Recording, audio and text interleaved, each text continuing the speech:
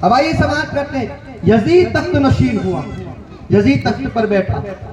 یزید نے تخت پر بیٹھتے ہی سب سے پہلے یہ کام کیا کہ ہر جگہ پر خطوط بھیجنا شروع کر دیا. جہاں بھی کوئی بھی شہر, علاقہ, دیہات پڑتا تھا وہاں یہ خطوط بھیج دیے کہ جاؤ اور جا کر کے کہو کہ یزید کے ہاتھ پر بیعت کرے ورنہ انہیں قتل کر دیا جائے. ایک خط یزید نے حضرت امام حسین اور حضرت عبداللہ ابن زبیر اور حضرت عبداللہ ابن مسعود اور حضرت عبداللہ ابن عباس کے لیے بھی مدینہ منورہ میں خط روانہ کر دیا. اور وہ خط آیا تو مدینہ منورہ کے گورنر جو تھے وہ ولید بن عقبہ تھے. حضرت ولید بن عقبہ کے پاس وہ خط آیا اور حضرت ولید بن عقبہ نے جب وہ خط پڑھا تو خط کے اندر یہ مضمون لکھا تھا. مضمون یہ لکھا تھا کہ یزید کا کہنا تھا کہ حسین سے کہو کہ وہ بیعت کر لے, اور اگر حسین بیعت نہ کرے تو اس پر رحم نہ کیا جائے, اس پر ترس نہ کھایا جائے, بلکہ اس پر ظلم و زیادتی کی جائے, اور اگر وہ بیعت نہیں کرتے تو پھر جواب کے لیے جو خط بھیجو اس خط کے ساتھ حسین کا سر بھی بھیجنا, حسین کا سر بھی بھیجنا اور ان کے ساتھ جو ہے ان کے سر بھی بھیجنا. جب یہ خط آیا تو حضرت ولید بن عقبہ کے پاس وہ خط آیا, آپ نے وہ خط پڑھا. حضرت ولید بن عقبہ وہ تھے جن کے دلوں میں عشق اہل بیت موجود تھا, جو محبان اہل بیت تھے. جب آپ نے یہ خط سنا تو آپ پریشان ہو گئے کہ یا اللہ کیا ہوگا, یہ میں تو پھنس چکا گورنری میں کہ میں کیا جواب دوں اور کیا کہوں, میں امام حسین سے کیسے کہوں. حضرت ولید بن عقبہ آپ فرمانے لگے کہ میں کیا کروں, اگر ایک طرف اگر یزید کا حکم نہیں مانتا تو میری نوکری خطرے میں ہے, حکومت میری خطرے میں ہے, اور اگر یزید کی بات پر عمل کروں اور امام حسین کے پاس سے بیعت طلب کروں اور آپ پر ظلم و زیادتی کروں تو میرے ایمان کا خطرہ ہے, تو میرے ایمان کا خطرہ ہے, کیا کروں, اب پھنس چکا ہوں. حضرت ولید بن عقبہ نے آپ جب کنفیوز ہو گئے, پریشان ہو گئے, تو آپ نے مروان کو بلایا, مروان بن حکم کو بلایا. یہ مروان بن حکم یہ حضرت ولید بن عقبہ سے پہلے مدینہ منورہ کا گورنر تھا, وہ حاکم تھا وہاں کا, تو اسے پورا انوبھو تھا, وہ ذہن نشین بھی تھا, اچھا ذہن تھا, دماغ بھی اچھا چلتا تھا, تو اسے بلایا. حضرت ولید بن عقبہ نے مروان کو بلایا کہ مروان آؤ اور مجھے کچھ مشورہ دے, میں کیا کروں. بھائی اگر جگہ یہاں ہو تو تھوڑا اسلامی بھائی آگے تشریف لائے تاکہ پیچھے آنے والے کو جگہ مل جائے. ہر کوئی تمنا لیے آیا ہے کہ تذکرہ امام حسین سماعت کریں. اگر تھوڑے بڑے ساکرے مکڑے بیٹھیں گے انشاءاللہ تو جلدی ختم ہوگی. ایک مرتبہ درود پاک پڑھیں. اللہم صلی علی سیدنا مولانا محمد معدن الجود والکرم وآلہ وبارک وسلم. صلاۃ و سلام علیک یا حبیبی یا رسول اللہ صلی اللہ علیہ وسلم. حضرت ولید بن عقبہ نے مروان سے کہا کہ مروان تو مجھے مشورہ دے کہ میں کیا کروں. تو مروان کے پہلے ہم پوری تعریف سن لیتے کہ مروان کون تھا. مروان بڑا بدتمیز اور بدنما, اسلام کے نام پر وہ ایک دھبا تھا. مروان بن حکم یہ وہ بدنما داغ تھا کہ جس کے باپ پر بھی اللہ کے رسول نے لعنت فرمائی تھی اور مروان بن حکم پر بھی لعنت فرمائی تھی. مروان پر بھی لعنت فرمائی, کیونکہ وہ دور تھا کہ رسول پاک صلی اللہ تعالیٰ علیہ وسلم کا, کہ نبی پاک کے پاس جب کوئی چھوٹے بچے جنم لیتے تو ان کو رسول پاک کی بارگاہ میں لایا جاتا, اور رسول پاک کھجوروں کو چاپ کر کے وہ میٹھی چیز جو ہے بچوں کو کھلایا کرتے تھے. تو کسی بھی بچے کو لایا جاتا, لیکن جب مروان بن حکم کو لایا گیا تو رسول پاک نے ارشاد فرمایا کہ یہ مروان بن حکم, اس کا باپ بھی لعنتی تھا اور اس کا بیٹا بھی لعنتی ہے, اس کا بیٹا بھی لعنتی ہے. اور آقا نے دوسری چیز اس کے لیے ارشاد فرمائی کہ اس کا باپ بھی سانپ ہے اور اس کا بیٹا بھی سانپ ہے. یہ سانپ فرمایا دونوں کو.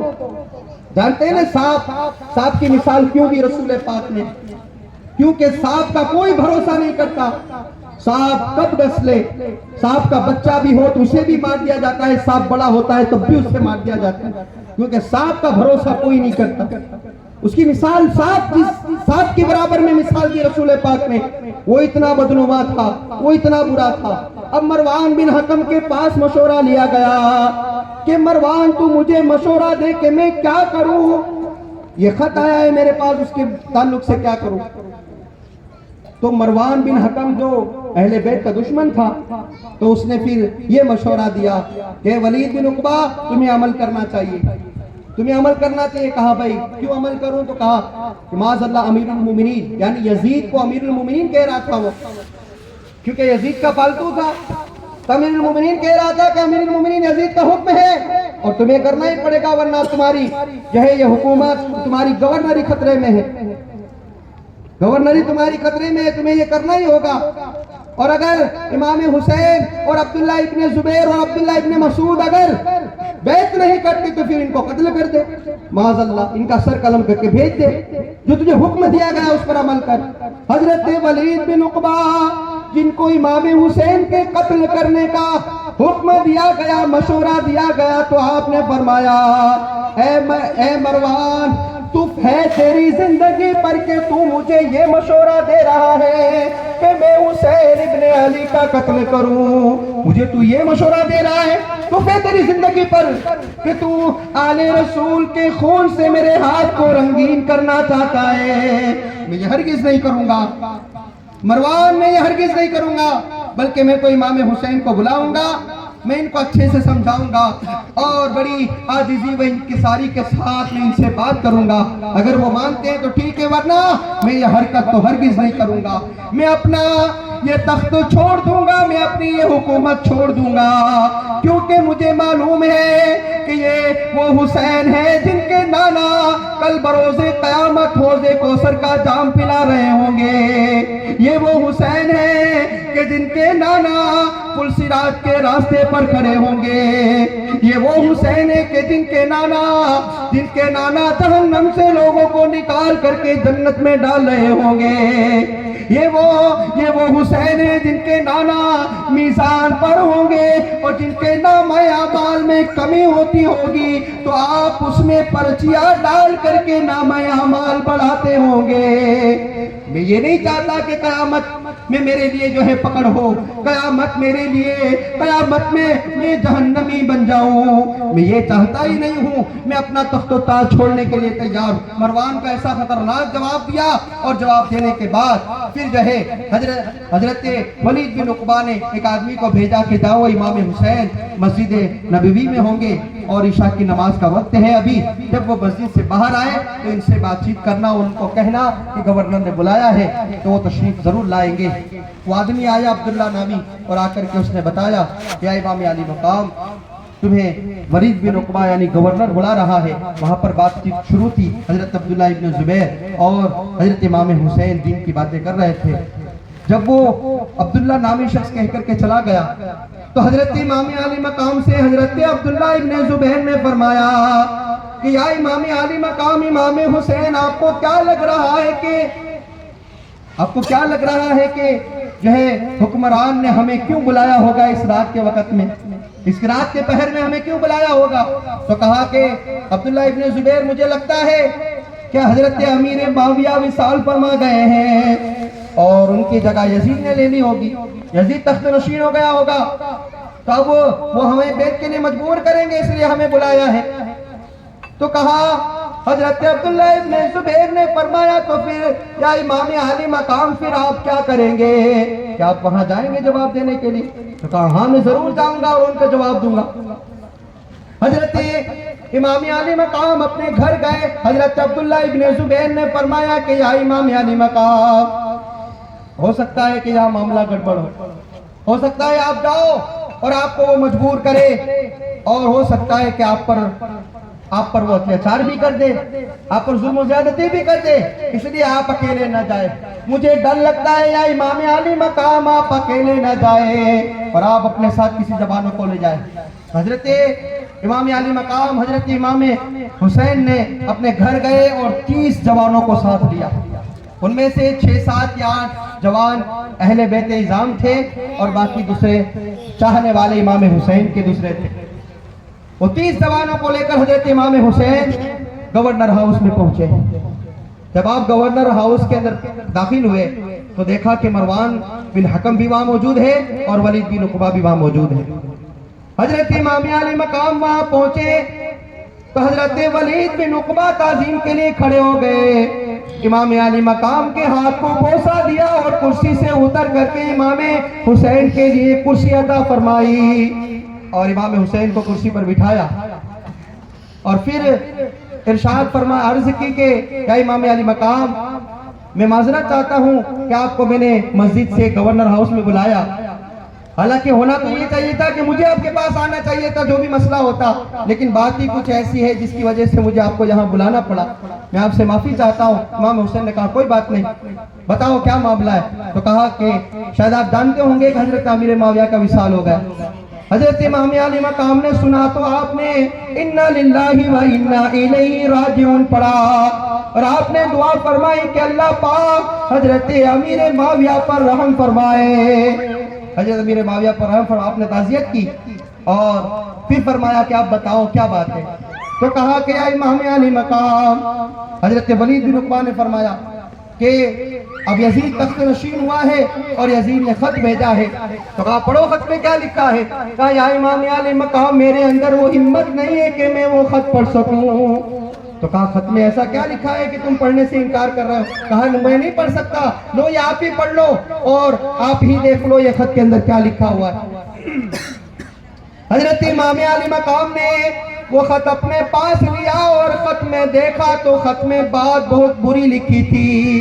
خط میں لکھا تھا کہ حضرت امام حسین اور حضرت عبداللہ ابن زبیر اور حضرت عبداللہ ابن مسعود ان کو بیعت کے لیے کہا جائے، اگر وہ بیعت نہ کرے تو ان پر رحم نہ کھایا جائے، اور جب جواب کا خط بھیجا جائے تو ان خط کے ساتھ ان کے سر بھی بھیجے جائے. تو حضرت امام علی مقام نے یہ جواب سنا کہ ان کے سر بھی بھیجے جائے تو آپ جلال میں آ گئے اور آپ نے فرمایا کہ ولید یہ کیا معاملہ ہے. ولید کیا معاملہ ہے، یہ ہمیں کیوں یزید کے بیعت پر مجبور کیا جا رہا ہے. اے ولید کیا تو نہیں جانتا کہ میں کون ہوں. میں وہ ہوں جس کے بارے میں رسول پاک نے فرمایا الحسن والحسین سیدہ شباب اہل الجنہ، کہ حسن اور حسین جنتی نوجوانوں کے سردار ہیں. اے ولید کیا تو نہیں جانتا کہ میں وہ حسین ہوں جس حسین کے لیے قرآن پاک میں آیت تطہیر نازل ہوئی. اے ولید تو نہیں جانتا کہ میں وہ حسین ہوں کہ جن حسین کے جھولا جھولانے کے لیے اللہ کے معصوم فرشتے آتے تھے. میں وہ حسین ہوں کہ جن کی ماں اگر ہاتھ اٹھا لے تو جنت سے جوڑے آ جائے. میں وہ حسین ہوں کہ جس حسین کی ماں اگر اپنا ہاتھ اٹھا لے تو اللہ پاک جنت الفردوس سے کھانا بھیج دیتا تھا. میں وہ حسین ہوں، میں رسول پاک کے نازوں کا پالا ہوں. میں وہ حسین ہوں کہ جس حسین کو رسول پاک نے اپنے کاندھوں پر بٹھا کر کے مدینے کی گلیوں میں گھمایا ہے. اور اے ولید، اور مجھے مجبور کیا جا رہا ہے کہ حسین یزید کے ہاتھ پر بیعت کر لے.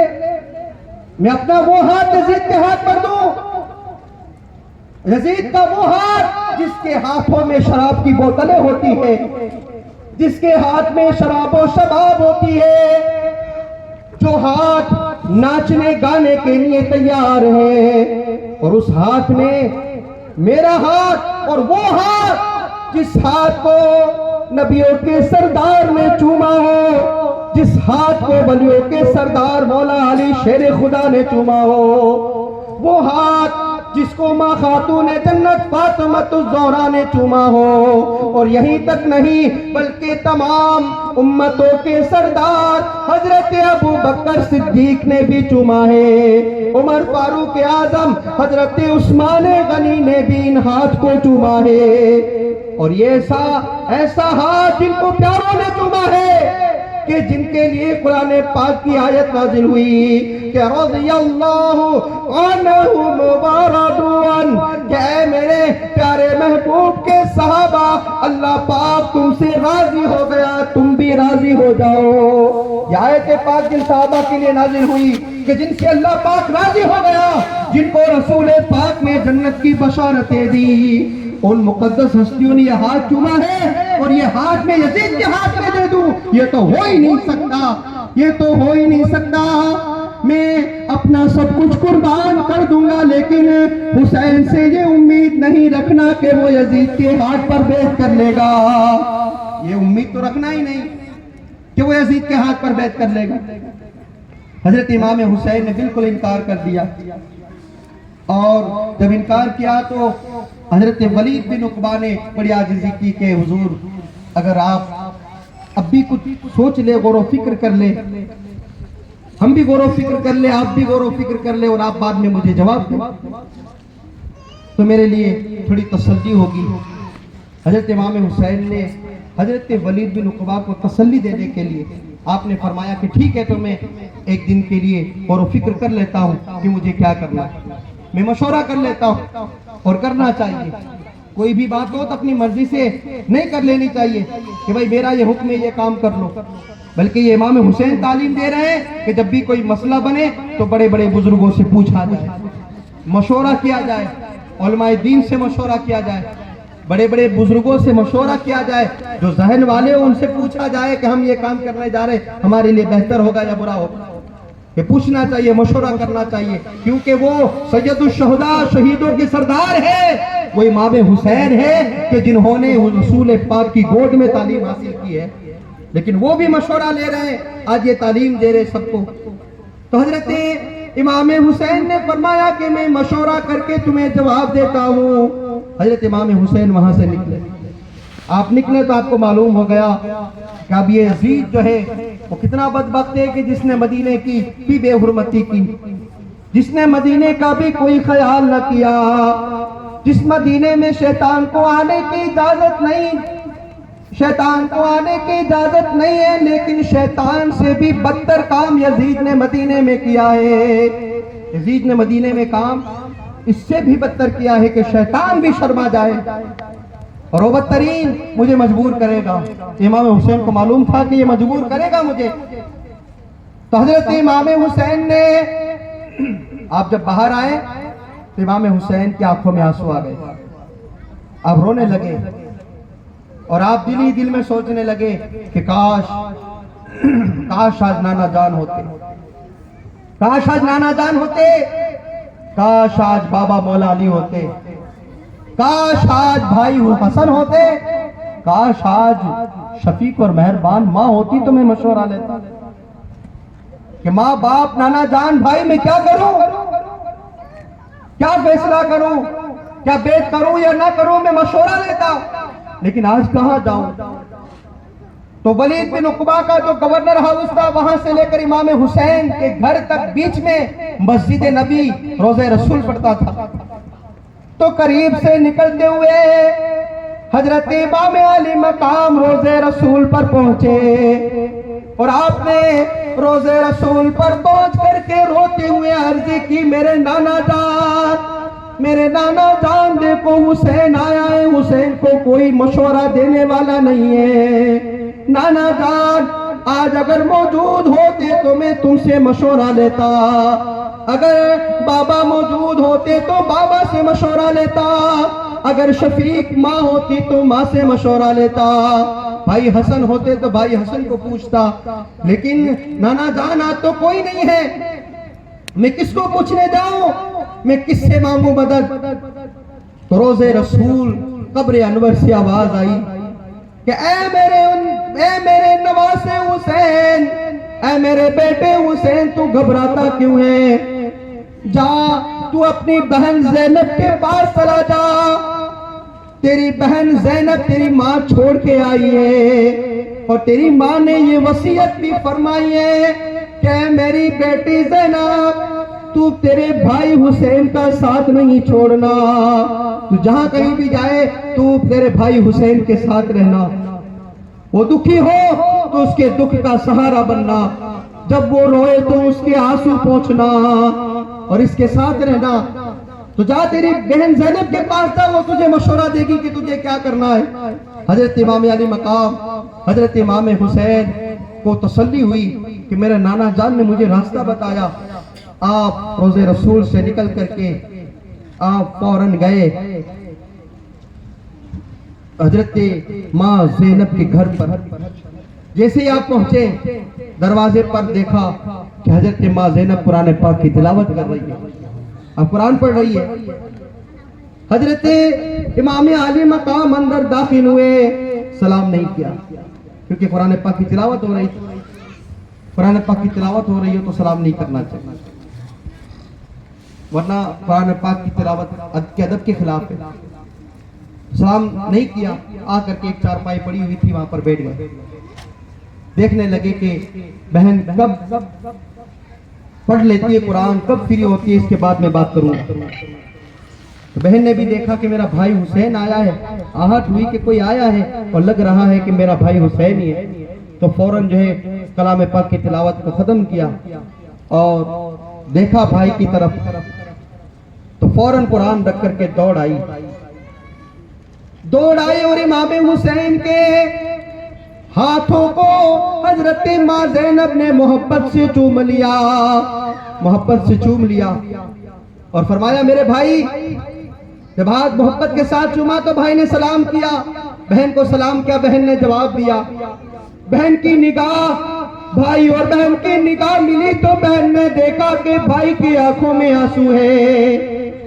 ماں کی وہ یاد آئی کہ ماں نے کہا تھا کہ میری بیٹی زینب جب میرا بیٹا حسین روئے تو اس کے آنسوؤں کو تو پوچھنا، جب وہ دکھی ہو تو اس کی دکھی کا سہارا تو بننا، میرے حسین کو دکھی نہیں ہونے دینا کہ میرا یہ وہ حسین ہے کہ جب یہ رویا کرتا تھا تو پیارے آقا یوں فرماتے تھے کہ اے میری بیٹی فاطمہ حسین کو رونے نہ دے، کیونکہ حسین روتا ہے تو مجھے تکلیف ہوتی ہے، حسین جب روتا ہے تو مجھے تکلیف ہوتی ہے، خدا را حسین کو رونے نہ دو۔ یہاں تک کہ حضرت امام حسین جب روتے، جب امام حسین ہوتے تو اللہ پاک حضرت جبریل اور فرشتوں کو بھیج دیتا اور وہ امام حسین کا جھولا جھلاتے۔ اتنی شان کے مالک، اتنی عظمتوں کے مالک امام حسین ہیں، اور حضرت امام حسین کے آنکھوں میں آنسو ہیں۔ حضرت ماں زینب نے دیکھا تو تڑپ گئی کہ بھائی حسین میرے ماں کے جائے کو کس نے رلایا، میرے ویر میرے بھائی حسین کو میرے ماں کے لخت جگر کو کس نے رلایا، بھائی حسین بتاؤ تمہاری آنکھوں میں آنسو کیسے ہیں؟ کہا کہ بہن کیا کروں، بہن کیا کروں؟ تمہیں معلوم ہوگا کہ حضرت امیر معاویہ وصال فرما گئے ہیں اور ان کی جگہ پر یزید بدبخت تخت نشین ہوا ہے، اور اس نے خط بھیجا ہے کہ حسین ابن علی سے بیعت لی جائے، اور اگر حسین بیعت نہ کرے تو اس پر رحم نہ کیا جائے اور اس کا سر کاٹ کر خط کے ساتھ بھیج دیا جائے۔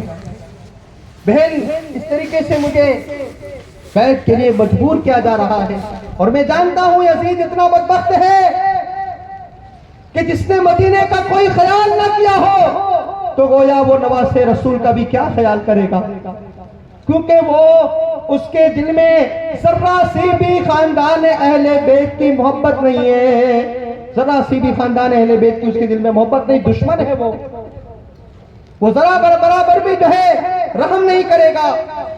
اس لیے مجھے لگتا ہے میری بہن زینب کے مجھے مجبوراً پیارے آقا پیارے نانا جان کا وہ مدینہ چھوڑنا پڑے گا کہ جس مدینے میں حسین نے جنم لیا ہے۔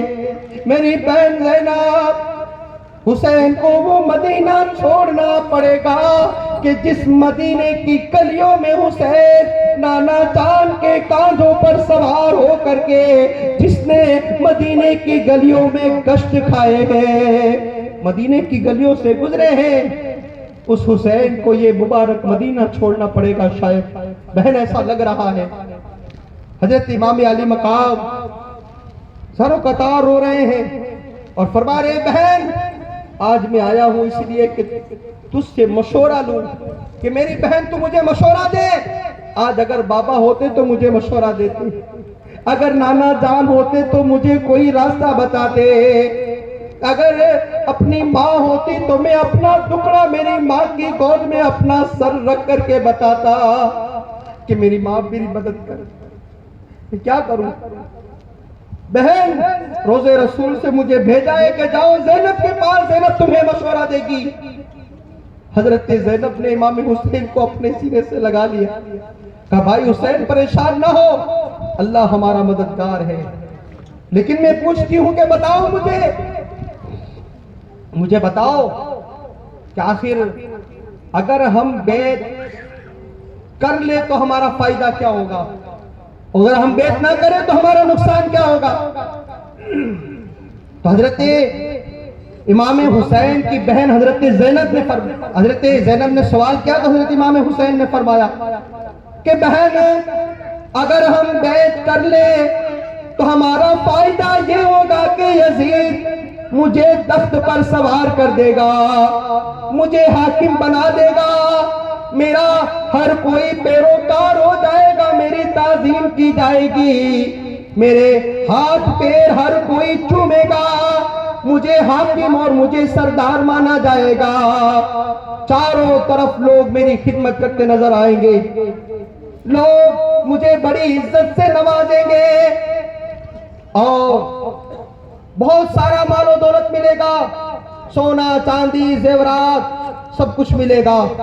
اگر حسین یزید کے ہاتھ پر بیعت کر لے تو سب کچھ ملے گا, لیکن اے میری بہن حسین اگر تخت و تاج بھی حسین کو مل جائے, اگر سونا چاندی مال و دولت بھی مل جائے تو مل جائے, لیکن اس کا نقصان یہ ہوگا کہ نانا جان کا وہ دین جس دین کے خاطر نانا نے طائف میں پتھر اٹھائے, جس دین کے خاطر مکہ کی گلیوں میں, جس دین کے خاطر رسول پاک کے لیے کانٹے بچھائے گئے, جس دین کے خاطر رسول پاک کو اذیت دی گئی, رسول پاک کو تکلیفیں دی گئی, وہ نانا جان کا دین درہم برہم ہو جاتا, وہ درہم برہم ہو جائے گا اگر یزید کے ہاتھ پر بیعت کر لی تو.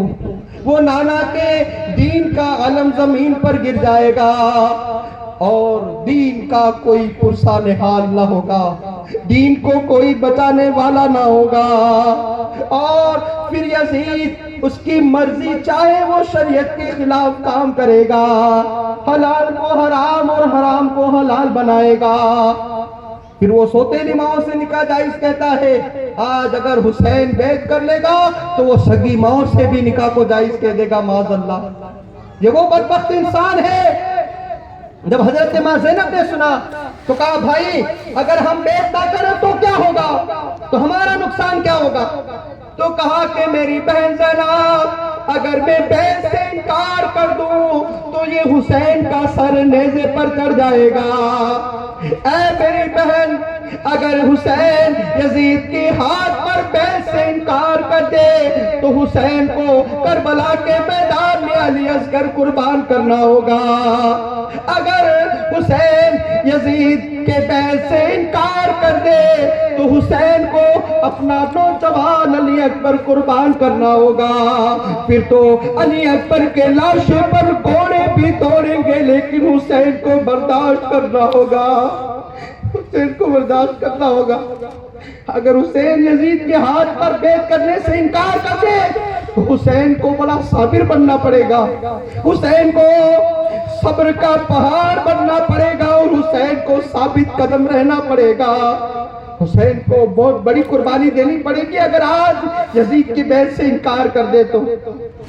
حضرت ماں زینب نے دیکھا, تڑپ گئی, اور آپ نے فرمایا حسین اے میرے بھائی, اے میرے ماں کے جائے, اے میرے ماں کے جائے, میں تجھے مشورہ دیتی ہوں کہ میرے آئے ماں کا لخت جگر میرا بھائی حسین اگر نیزے پہ چڑھ جائے تو زینب کو منظور ہے, اگر تیری بہن زینب کے اور محمد اگر نیزوں پر اچھالے جائے تو یہ تیری بہن زینب کو منظور ہے، اگر علی عسکر بھی تپتی ہوئی کربلا کے میدان میں تڑپتا ہو تو یہ تیری بہن زینب کو منظور ہے، اگر علی اکبر کے لاشے پر کوڑے دوڑتے ہو تو اے میرے بھائی حسین یہ تیری بہن زینب کو منظور ہے، مگر یہ منظور نہیں ہے کہ نانا کا دین بے یار و مددگار ہو جائے،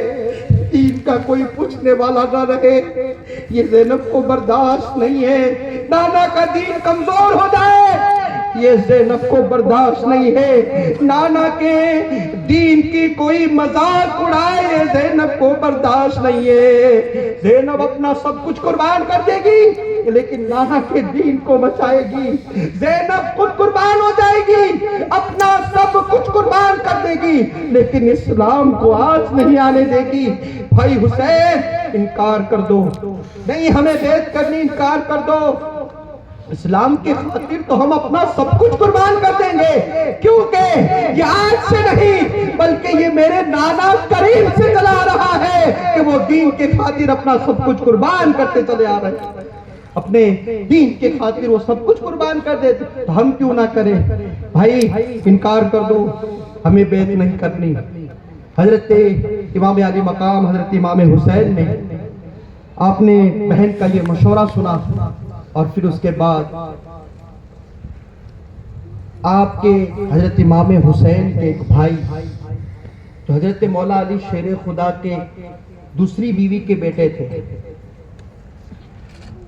اس بیوی کا نام حضرت مولا علی شیر خدا کی بیوی کا نام خولا تھا، اس بیوی سے ایک بیٹے کا جنم ہوا تھا جس کا نام محمد بن علی حنفیہ، محمد بن علی حنفیہ۔ یہ راوی بیان کرتے ہیں کہ یہ حضرت امام حسین سے تو بہت کم عمر تھی ان کی، لیکن وہ بڑے قلندر تھے اور بڑے باوقار عالم دین تھے، بہت زیادہ ان کے پاس علم تھا، اور امام حسین نے یہ نہیں دیکھا کہ وہ مجھ سے چھوٹے عمر میں، لیکن یہ دیکھا، امام حسین نے یہ دیکھا کہ یہ میرا بھائی ہے، یہ میرا بھائی ہے، تو حضرت امام علی مقام حضرت امام حسین ان کے پاس گئے اور آپ نے فرمایا کہ اے میرے بھائی، ان کو بھی یہ پوری داستان بتائے، جس طرح اپنی بہن کے پاس گئے، مشورہ لیا اور وہاں سے واپس پلٹے تو محمد بن علی کے پاس آئے، کہا کہ میرے بھائی، میں بہتر جانتا ہوں کہ تم بھی میرے باپ مولا علی شیر خدا کے لخت جگر ہو، تم میرے بھائی ہو، بتاؤ مجھے مشورہ دو۔ دیکھو یزید کا اس طریقے سے خط آیا ہے کہ وہ مجبور کر رہا ہے مجھے کہ میں بیعت کروں اس کے ہاتھ پر، اور اگر بیعت نہیں کرتا تو وہ حکم دے رہا ہے کہ حسین کا سر قلم کر کے خط کے ساتھ بھیج دیا جائے۔ میرے بھائی مجھے مشورہ دو، کیا کروں میں؟ تو وہ تو بڑے قلندر تھے، بڑے عالم تھے، تو انہوں نے فائدہ یا نقصان نہیں پوچھا، انہوں نے یہی کہا کہ میرے بھائی حسین، اگر تم یزید کے ہاتھ پر بیعت کرو گے تو نانا جان کے دین کو، ہمارے نانا کے دین کو کون بچائے گا؟ ہمارے نانا جان کے دین کے علم کو کون اٹھائے گا؟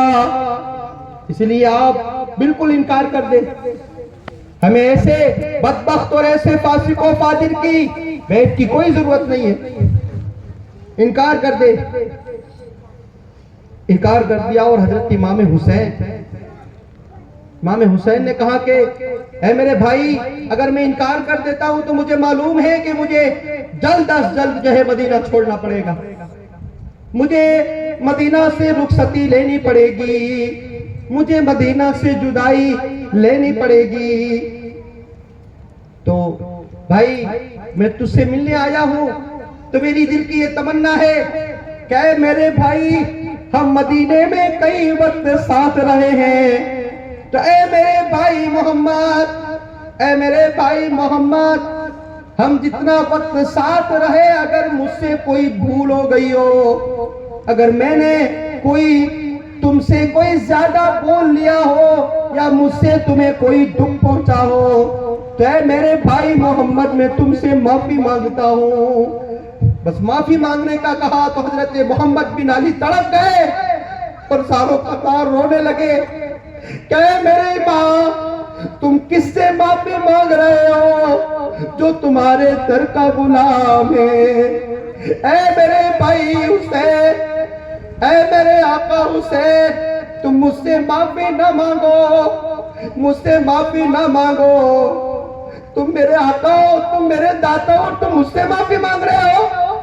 ارے تم سے کوئی خطا نہیں ہوئی، تم نے آج تک مدینے میں کسی کا دل نہیں دکھایا، بلکہ میں تو کہتا ہوں کہ حسین جب تم مدینہ چھوڑو گے تو مدینہ کی در و دیوار روئے گی. انسان تو رونا دور کی بات ہے، انسان تو رونا دور کی بات ہے، مدینے کی در و دیوار بھی روئے گی. اے میرے امام ایسا نہ کہے، زاروں قطار روئے، زاروں قطار روئے اور دعا فرمائی اے میرے پالنہار خدا، اے میرے پروردگار، ہم تیرے دین کی خاطر دونوں بھائی جدا ہو رہے ہیں. مولا تجھ سے دعا ہے کہ ہمیں واپس تو جلدی ملا دینا. آپ نے حضرت امام حسین سے مل کر کے آپ زاروں قطار روئے، زاروں قطار روئے. زاروں قطار رونے کے بعد حضرت امام علی مقام پھر جو ہے واپس مسجد نبی میں آئے. وہ رات امام پاک کی بے چینی سے گزری کیونکہ اب معلوم ہو چکا تھا کہ مدینہ چھوٹنے والا ہے، مدینہ ہاتھوں سے جانے والا ہے، ہاتھوں سے مدینہ، وہ مدینہ جانے والا ہے، وہ مدینہ رخصت ہونے والا ہے. آج جن اسلامی بھائی اور جن مسلمانوں کے اپنے وطن چھوٹے، وطن جن کے اپنے وطن چھوٹے ہیں، ان سے پوچھو کہ اپنے وطن، اپنے شہر چھوٹنے کا درد کیا ہوتا ہے. وہ آج بھی رو رہے یاد کر کے، لیکن وہاں کوئی زیادہ اتنا وقت نہیں رہے جتنا وقت حضرت امام حسین مدینہ میں رہے، کہ امام حسین کا پورا خاندان مدینے میں ہے، پورا خاندان مدینے میں. تو آپ جتنا رہے اتنا وہ لوگ نہیں رہے، لیکن پھر بھی جب وطن چھوٹا تو وہ آج بھی یاد کر کے رو رہے ہیں. تو آپ بتاؤ کہ جب ایک وطن ہمارا چھوٹ جائے تو ہمیں اتنا دکھ ہوتا ہے، کیونکہ ہمارا وہاں تو کچھ ہے نہیں. لیکن حسین تو اپنے نانا کے روزہ چھوڑ کر کے نکلے، حسین تو اپنی ماں کی اور اپنے بھائی حسن کی تربت چھوڑ کر کے نکلے. تو کیا دکھ ہوا ہوگا.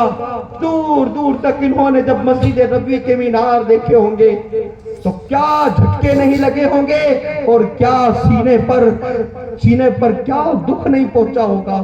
تو کوئی امام حسین سے پوچھے کہ مدینہ چھوڑنے کا کیا صدمہ تھا، تو حضرت امام حسین رضی اللہ تعالی عنہ نے جو ہے، امام حسین کو یہ دکھ تھا، زاروں قطار روتے تھے کب مجھ سے میرا مدینہ چھوٹ جائے گا. اب وہ مدینہ چھوڑنے کی بات ہے تو وہ حاجیوں سے پوچھتے ہیں کہ حاجی جو 8 یا 10 دن کے لیے مدینہ منورہ جاتے ہیں، اپنے پورے ارکان کعبۃ اللہ معظمہ میں پورے کرتے اور پھر آتے، تو کوئی 8 دن یا 10 دن یا 15 دن یا زیادہ سے زیادہ 20 دن وہ مدینہ منورہ میں گزارتے. آپ ان سے پوچھے کہ جب وہ مدینہ چھوڑتے، مدینہ پاک میں وہ 2 رکعت نفل پڑھتے، آخری نفل پڑھتے، اور پھر نفل پڑھ کر کے جب یہ ٹور والے اعلان کرتے نا کہ حاجیوں آ جاؤ، حاجیوں آ جاؤ، 2 رکعتیں نفل پڑھ لو، آ جاؤ، اب ہمارا فلاں وقت ہے کہ مدینے سے ہمیں رخصت ہونا ہے. تو جیسے ہی رخصت مدینہ کی بات آتی ہے تو حاجی زاروں قطار رونے لگتے ہیں، کیونکہ انہوں نے 10-12 دن مدینے کی گلیوں کے چکر لگائے ہوتے ہیں، کہ جنہوں نے مدینہ منورہ کی بہاریں اور مدینہ کی رونقیں دیکھی ہوتی ہیں تو وہ تڑپ جاتے ہیں اور ہم سے دعا مانگتے، مولا وہ مدینہ ہم سے نہ چھڑا بلکہ اسی مدینے میں ہمیں موت دے. وہ دعائیں کرتے ہیں، وہ مدینہ میں جاتے ہیں تو اپنے ماں باپ کو بھول جاتے ہیں، وہ اپنی اولاد بھول جاتے ہیں، اپنا کاروبار، اپنا سب کچھ بھول کر کے بس ان کے ذہنوں میں مدینہ منورہ ہوتا ہے، ان کے ذہنوں میں مدینہ منورہ ہوتا ہے۔ جو میرے پیارے آقا علیہ الصلوۃ والسلام کے پیارے دیوانوں، حضرت امام عالی مقام، یہاں پر مجھے ایک بات یاد آ رہی ہے جو بڑی تڑپا دینے والی بات ہے۔ یہ ایک واقعہ ہے پاکستان کا کہ پاکستان کے ایک مفتی صاحب جن کا نام مفتی یونس ہے، جو ایک دن حج کے لیے روانہ ہوئے۔ اب بیچ میں یہاں تھوڑی دیر داستان، کیونکہ یہ سننے کے قابل ہے تو بتا رہا، سننے کے قابل ہے یہ روایت۔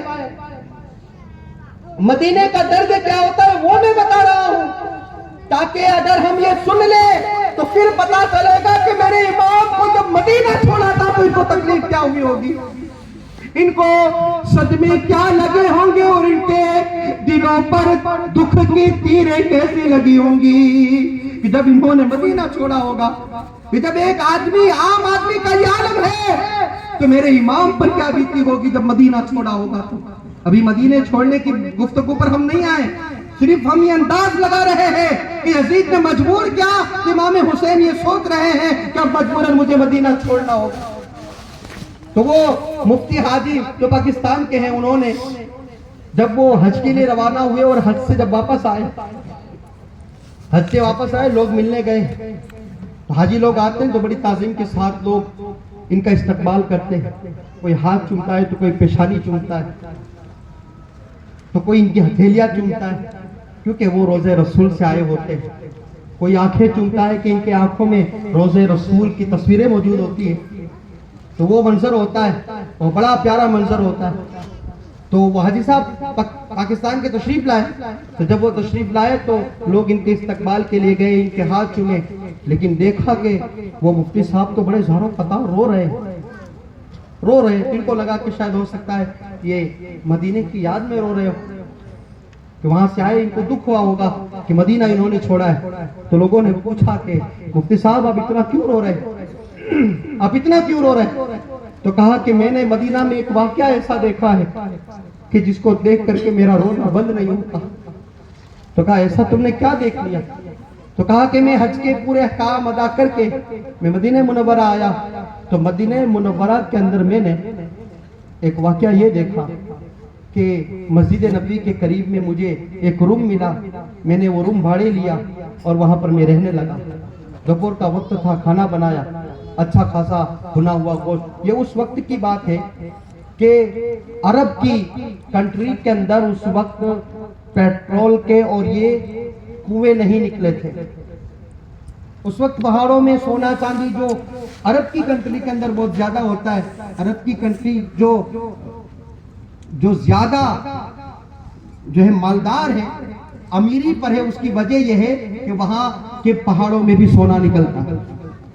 تو اس طریقے سے وہ کوئی معاملہ تھا نہیں، اور عرب کی سرزمین پر بڑی غربت تھی، بڑی غریبی تھی۔ تو وہ حاجی صاحب فرماتے کہ وہ منظر تھا، میں نے ایک چھوٹا سا حجرہ لیا اور اس حجرے کے اندر میں رہ رہا تھا۔ میں نے دوپہر کے وقت میں گوشت لیا اور گوشت پکا کر کے دوپہر میں کھایا، تو کچھ ہڈیاں جو ہے بڑھ گئی۔ اب گوشت کھائے تو ہڈیاں تو نکلتی ہیں، تو آپ نے فرمایا کہ ہڈیاں جو بڑھی، وہ ہڈیاں میں نے ایک بارش سے میں نے پھینکی، تو میں نے کیا دیکھا کہ ایک 12 یا 14 سال کا ایک بچہ، ایک جوان لڑکا سامنے آیا، جس کے سر پر مٹی تھی، جس کے چہرہ پر گرد و غبار تھی، جس کے کپڑے پھٹے پرانے تھے، جس کے پیروں میں چپل بھی نہیں تھی، اور وہ آیا اور اس نے وہ ہڈیاں اٹھائی۔ مفتی صاحب فرماتے ہیں وہ ہڈیاں اس نے اٹھائی اور وہ چوسنے لگا۔ وہ کئی دنوں کا بھوکا تھا، وہ چوسنے لگا وہ ہڈیاں، وہ اس طرح چوس رہا تھا کہ دیکھ کر کے لگ رہا تھا کہ کوئی 3-4 دن سے کچھ کھایا نہیں ہے۔ بندے کو جب بھوک لگتی ہے تو ہم خود بھی اس کا احساس کر سکتے ہیں کہ ہم مارے روٹیاں، مارے ہم کھانا ڈھونڈتے پھرتے ہیں۔ تو وہ 3-4 دن کا بھوکا لگ رہا تھا، تو مفتی صاحب فرماتے ہیں کہ میری پھینکی ہوئی ہڈیاں اس نے اٹھائی اور وہ چوسنے لگا۔ تو مجھے بڑا درد ہوا، بڑا دکھ ہوا، میں فوراً اس کے پاس پہنچا اور میں نے اس کو اپنے سینے سے لگا لیا، میں نے اس کو اپنے کمرے میں لایا اور میں نے اس کے لیے اچھا خاصا گوشت منگا کر کے کھانا تیار کیا، اور میں نے پوچھا کہ بیٹا تو نے کتنے دن سے نہیں کھایا؟ تو کہا 3-4 دن سے نہیں کھایا، کھانا تو نہیں کھایا لیکن 3-4 دن سے اس طرح ہڈیاں بھی تلاش کر رہا ہوں تو ہڈیاں بھی نہیں ملتی، کہ ہڈیاں اگر مجھے مل جائے تو میں وہ ہڈیاں چوس کر بھی اپنے پیٹ کو تسلی دے دوں، تو وہ ہڈیاں بھی مجھے نہیں ملتی۔ آپ بڑے دکھی ہوئے اور سینے سے لگایا اور اس کے لیے واپس دوسری بار کھانا بنایا اور پیٹ بھر کر کے کھانا کھلایا۔ اس نے بڑی دعائیں دی۔ حاجی صاحب فرماتے ہیں، وہ مفتی صاحب، کہ میں نے اس کے بعد کھانا کھلانے کے بعد پوچھا کہ بیٹا بتاؤ کیا تمہارا کوئی ہے نہیں؟ تمہارے ماں باپ نہیں ہے، تمہارے بھائی بہن؟ تو کہا کہ نہیں حاجی صاحب میرا کوئی نہیں ہے، میں یتیم ہوں، نہ میری ماں ہے اور نہ میرا باپ ہے۔ جب میں چھوٹا تھا تب سے مجھے خبر نہیں کہ میرے رشتہ دار کوئی ہے بھی یا نہیں، میری بہنیں یا میرے بھائی یا میری ماں یا میرا باپ کوئی ہے بھی یا نہیں، وہ مجھے نہیں معلوم۔ بس یہی سالوں سے میری رفتار ہے کہ میں مدینے کی گلیوں میں اس طرح گزر بسر کیا کرتا ہوں، میرا کوئی نہیں اس دنیا میں۔ تو حاجی صاحب نے کہا تو بیٹا پھر میرے لیے یہ بہت بڑی سعادت ہوگی، میرے لیے یہ بہت بڑی سعادت ہوگی کہ بیٹا میں تیرا باپ بن جاؤں اور میری بیوی تیری ماں بن جائے اور میرے بچے جتنے ہیں وہ سب کے سب تمہارے بھائی اور بہن بن جائے، تو میرے لیے تو بہت بڑی سعادت ہے۔ چل میرے ساتھ تو چل پاکستان میں، میرے ساتھ چل، تجھے باپ کا پیار بھی ملے گا اور تجھے ماں کی محبت بھی ملے گی، تجھے ماں کا شفقت بھی ملے گی، تجھے بھائی اور بہنوں کا پیار بھی ملے گا۔ جو یتیم ہوتا ہے نا، کوئی جا کر اس سے پوچھے کہ رشتہ داری کس چیز کو کہتے ہیں، کوئی یتیم سے پوچھے۔ کریم آقا نے یوں ہی نہیں فرمایا کہ جو یتیم کے سر پر ہاتھ پھیرے گا اس کی پرورش کرے گا، اس کی ضمانت میں دیتا ہوں کہ جنت میں اسے میرے ساتھ رکھوں گا۔ کریم آقا نے فرمایا ہے، اور یتیم کا کبھی حق نہ کھایا کرو، کیونکہ یتیم کی بد دعا 70,000 رب کے آگے جو پردے ہیں وہ پردوں کو چیرتے ہوئے فوراً اللہ کے حضور پہنچ جاتی ہے۔ یتیم کی بد دعا جو ہے وہ فوراً پہنچتی ہے، اس لیے یتیم کے سر پر ہاتھ رکھو، اس کا خیال کرو۔ تو وہ یتیم تھا، بے سہارا تھا۔ مفتی صاحب نے کہا کہ بیٹا تو تجھے ماں کا پیار بھی ملے گا، تجھے باپ کی محبت بھی ملے گی، تجھے بھائی اور بہنوں کی بھی محبت ملے گی، اس کے ساتھ تو رہے گا، بیٹھے گا، اٹھے گا، عیدوں کے دن نئے کپڑے پہنے گا۔ جب یہ کہا نے تو اس کے چہرے پر بدلاؤ آیا، یعنی وہ مسکرایا نہیں، ہونا تو یہ چاہیے تھا کہ اسے خوشی ہونی چاہیے تھی، کیونکہ باپ کی محبت مل رہی تھی اور ماں شفیق ماں اور مہربان ماں کی شفقت مل رہی تھی، تو پھر اسے محبت اور اسے خوش ہونا چاہیے نا۔ وہ خوش نہیں ہوا بلکہ اس کے چہرے کا رنگ بدلا، وہ دکھی ہوا اور اس نے حاجی صاحب کا ہاتھ پکڑا اور کہا کہ حاجی صاحب آؤ میں تمہیں دکھاؤں۔ وہ حجرے کے باہر لایا، ہاتھ پکڑ کے لایا، کہا حاجی صاحب بتاؤ کیا تمہارے پاکستان میں کیا ملے گا؟ تو کہا کہ باپ کا پیار ملے گا۔ کہا حاجی صاحب تمہارے پاکستان میں کیا ملے گا؟ تو کہا کہ ماں کی شفقت ملے گی۔ کہا حاجی صاحب بتاؤ کہ تجھے پاکستان میں کیا ملے گا؟ تو کہا کہ تجھے بھائی اور بہنوں کا پیار ملے گا۔ تو وہ چھوٹے بچے نے کہا کہ اے حاجی صاحب بتاؤ کہ کیا تمہارے پاکستان میں یہ گنبد خضرا بھی ملے گا؟ کیا تجھے یہ گنبد خضرا پاکستان میں ملے گا؟ حاجی صاحب نے کہا نہیں ملے گا۔ تو کہا بس رہنے تو مجھے اس سائے میں، مجھے اس گنبد خضرا سے جدا نہ کرو، میں بھوک برداشت کر لوں گا، 4 دن نہیں بلکہ 8 دن تک کچھ کھاؤں گا نہیں، اور میں روزے رسول سے کہیں نہیں جاؤں گا، میں آقا کے اس روزے سے کہیں نہیں جاؤں گا، बाजारों में भूखा प्यासा फिरता रहूंगा, मैं कहीं नहीं जाऊंगा, मुझे जुदा न करो। ऐ इस्लाम के मुकद्दस शहजादों, जब एक आम बच्चा अगर मदीना से इतनी मोहब्बत करता है कि वो अपनी भूख मोहब्बतें मदीना में कुर्बान कर दे, वो रोज़े रसूल से जुदा होना नहीं चाहता, तो आप सोचे तो सही कि वो इमाम हुसैन जिन्होंने मदीने में जन्म पाया,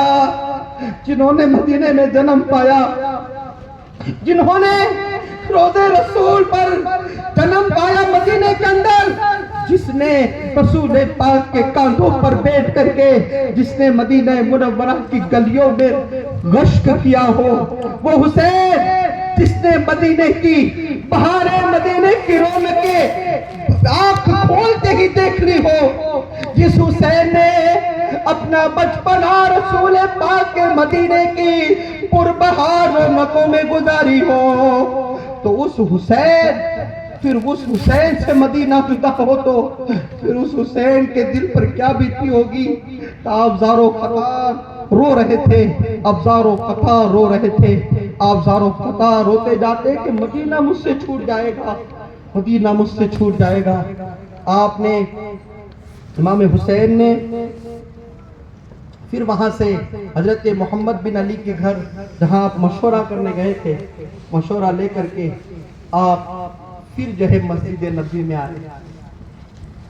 पूरी रात बेचैनी और बेकरारी से गुजरी वो रात, क्योंकि वलीद बिन उक़बा के पास कब गए थे? ईशा की नमाज के बाद। तो ईशा की नमाज के बाद फिर बहन के घर गए, बहन के घर से मोहम्मद बिन अली के घर आए, फिर वहां से आए अपने घर आए, लेकिन बिस्तर पर नींद नहीं आई, क्योंकि गम सता रहा था कि मदीना छूटने वाला है, गम सता रहा था मदीना छूटने वाला है। रात को करवटें बदली, नींद नहीं आई, और फिर आपने जो है वहां से बिस्तर पर जब नींद नहीं आई तो खड़े हो गए बिस्तर से कि अब नहीं सोना, चलो मैं अपने रब को मना लूं, अब तो मदीना छोड़ना ही है, तो क्यों ना मैं अपने रब को राजी कर लूं। गए और मस्जिद नबी में रात की वो तन्हाई, रात का वो आधा पहर कि जिसमें हर कोई इंसानियत अपनी अपनी महव ख्वाब में है, हर कोई चरिंद परिंद अपने अपनी नींदों में मशगूल है, और एक नवाज़ रसूल है जिसे बिस्तर पर नींद नहीं आती, बेकरारी में गुजरी है, और उठ करके अल्लाह के हुजूर हाजिर हुए। और आपने कई रकात नवाफिल पढ़े, कई रकात नवाफिल पढ़े, और नवाफिल पढ़ने के बाद हजरत इमाम अली मकाम ने अपने हाथ अल्लाह पाक की बारगाह में उठाए और दुआ फरमाई कि अल्लाह तू बेहतर जानता है कि मैं कौन हूं। अल्लाह पाक, मैं तेरे प्यारे हबीब का दिल का टुकड़ा, तेरे प्यारे हबीब का बेटा हुसैन हूं, कि जिनके बारे में तेरा महबूब फरमा रहे थे कि ये मेरा हुसैन है, तुझसे दुआ मांग रहे थे कि जो मेरे हुसैन से मोहब्बत करे मौला तू उससे मोहब्बत फरमा। अल्लाह, मैं वो हुसैन हूँ जिनके लिए तेरे महबूब ने रात दिन दुआएं की है, मैं वो हुसैन हूँ।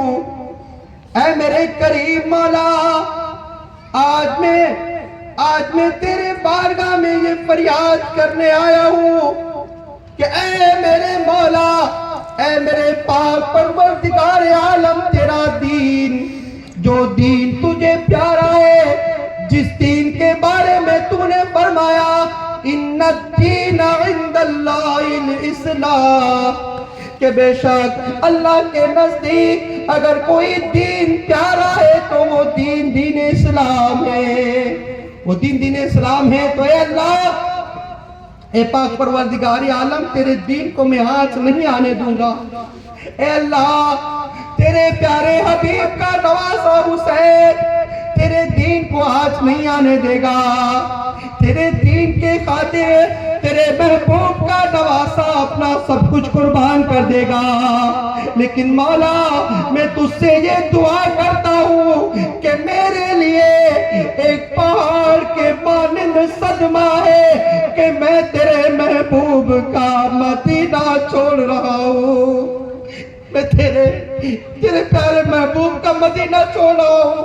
اے اللہ وہ مدینہ کہ جس مدینے میں صبح میں 70,000 فرشتے آتے ہیں تو شام کو 70,000 فرشتے رحمت کے اترتے ہیں. اور جو ایک بار آ جاتا ہے پھر اسے زندگی میں دوسری بار موقع نہیں ملتا.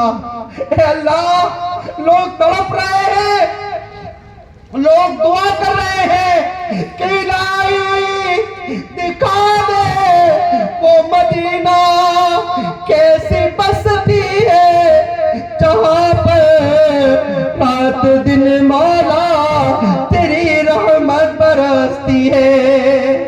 اے پاک پروردگار عالم, لوگ اسے مدینہ دیکھنے کی دعا مانگ رہے ہیں اور حسین آج تجھ سے مدینے سے جدا ہوتے ہوئے ثابت قدمی اور صبر کی دعا مانگنے آیا ہے کہ جب حسین مدینہ چھوڑے نا تو اللہ حسین کو ثابت قدم رکھنا.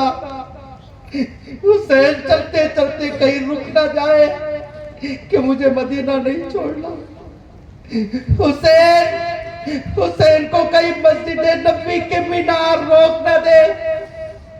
حسین کو کہیں روزے رسول کی یاد روک نہ دے. حسین کو کہیں تربت خاتون جنت کہیں روک نہ دے. حسین کو کہیں تربت امام حسن روک نہ دے. اے اللہ تجھ سے بھی یہ دعا مانگنے آیا ہوں, تو مجھے ثابت قدمی عطا فرما.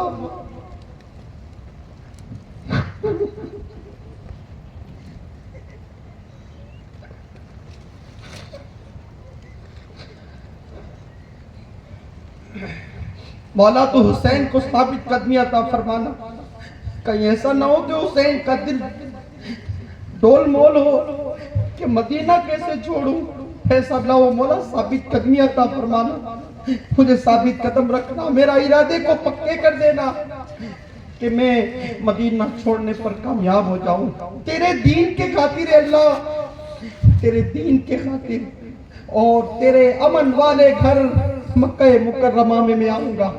اور اے اللہ میری حفاظت فرمانا, میرے سفر کو آسان فرمانا. آپ نے یہ پرخلوص دل کے ساتھ اپنے دعا فرمائی اور آپ واپس گھر تشریف لائے اور اپنی بہن زینب سے کہا کہ بہن اب تیاری شروع کر دو. اب امید نہیں ہے کہ اب مدینے میں ہم رہیں گے, اب تیاری شروع کر دو, سامان بھرنا شروع کر دو. اب کچھ دن کے بعد ہم یہاں سے رخصت ہو جائیں گے. اب انشاءاللہ عزوجل اب زیادہ نہیں بولا جاتا. انشاءاللہ کل واپس یہاں سے سنیں گے ہم داستان کربلا. ابھی تو بہت کچھ سننا ہے ہمیں, ابھی تو ہمیں شہادتیں مکمل کرنی ہے. مومنوں دل پر پتھر رکھ لو, آج 1400 سال ہو گئے.